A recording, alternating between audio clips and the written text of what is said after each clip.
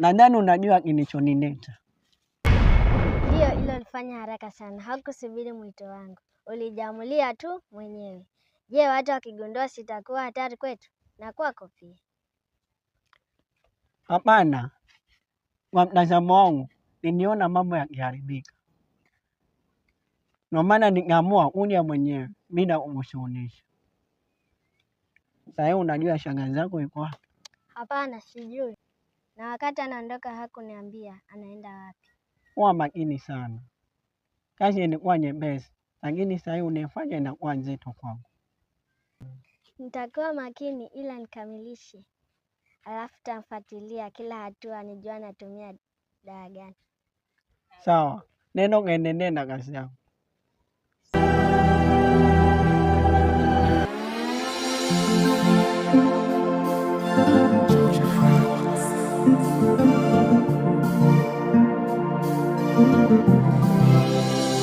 Mbona wapenda sana kunifuatilia? Kwani kuna mzigo niwacha njiani alafu mimi nikaokota? Ndiyo, niliwacha lakini sio njiani. Kama sio njiani, ni wapi hasa ili nikusaidie? Niliwacha lakini sio nyumbani, ni hapo kwa kifua chako. Kwa kifua changu? Na mwenyewe alikuwa nimefika Dubai. Dubai? Kufuata nini? Nimekuja unisaidie mawazo rafiki. Kwani kuna nini? Si kuhusu yule sister aliyekuja. Sasa si nikamwambia kuna kitu nataka nimwambie. Anza kununa. Akataka nimwambie lazima.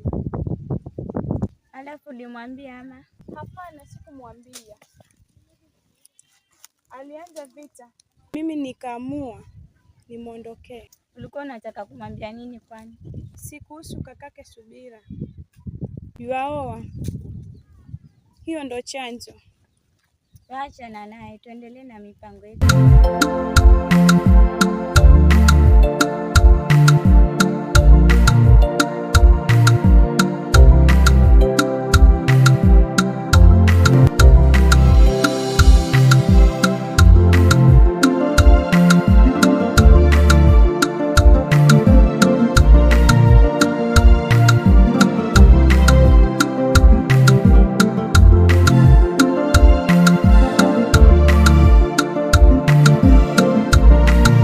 Hapo ulipofika, naomba usithubutu kusongolea tonyayo wako.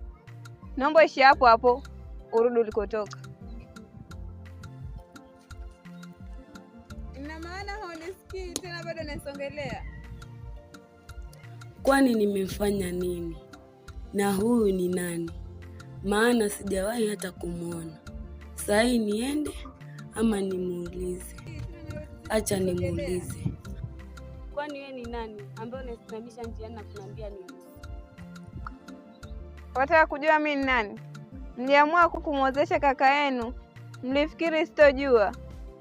Hebu achana na hayo. Ukia yuko? Maana ilikuwa nimemfuata yeye. Hayupo, hata sijui ameenda wapi. Asante. Hayo mengine tutaongea wakati mwingine.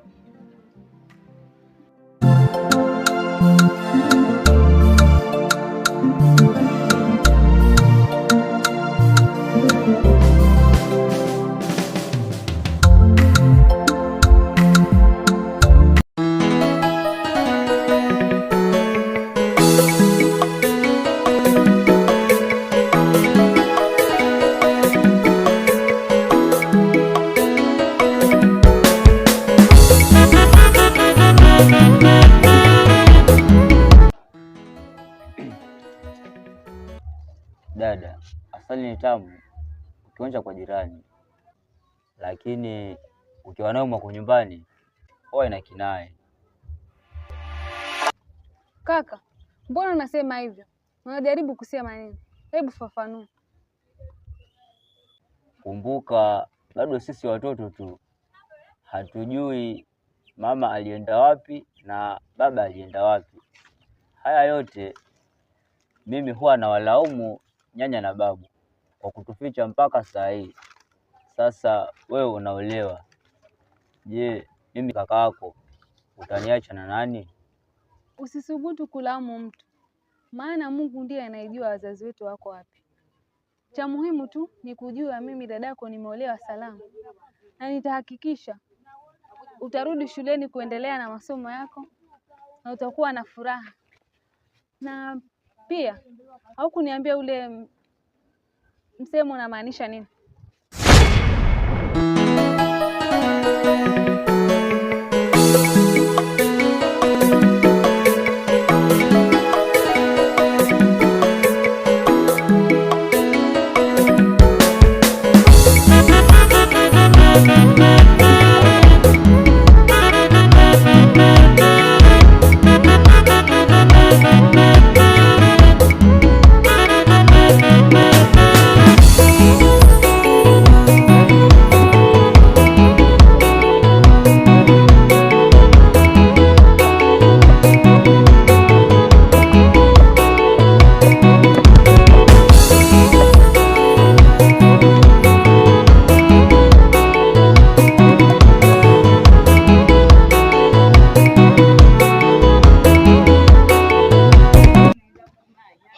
Inaashiria nini?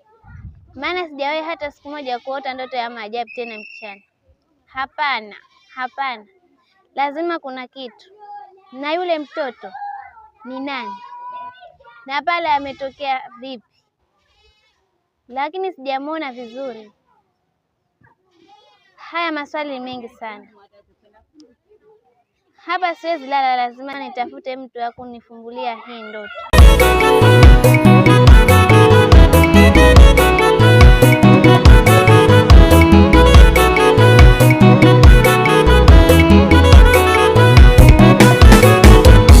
Dada, ukisikia mwenzako ameolewa huwa unapata faraja na kwenda kupiga vigelegele. Saa hii imekufikia wewe, je, ile furaha utakuwa nayo ama unaona uchungu?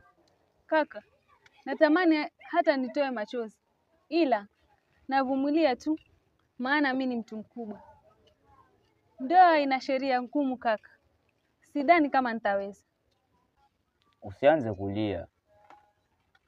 Ukilia haupati msaada wowote. Ni heri utulie na kuanza kurudisha upendo ndani ya moyo wako. Haya yote yasingetokea ni kwa sababu ya hizi mila zetu. Sawa kaka.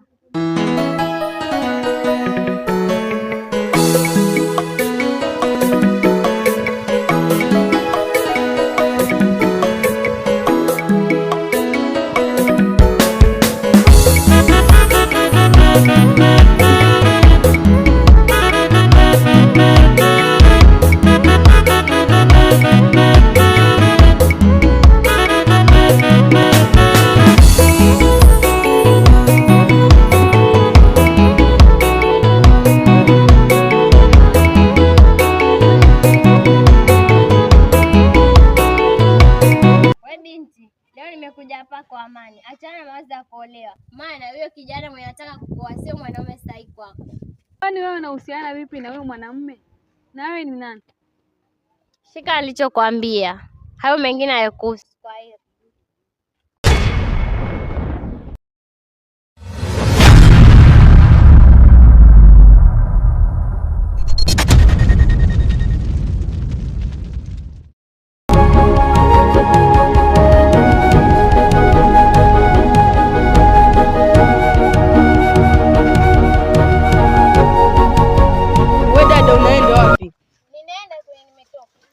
mbona umeshika njia ambayo sio ya kwako?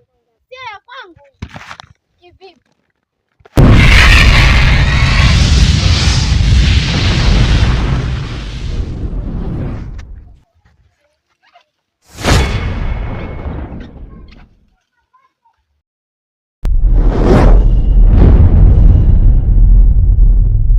Hii njia sio ya kwako. Tambi, umefuata nini? Hii kazi sio ya kwako.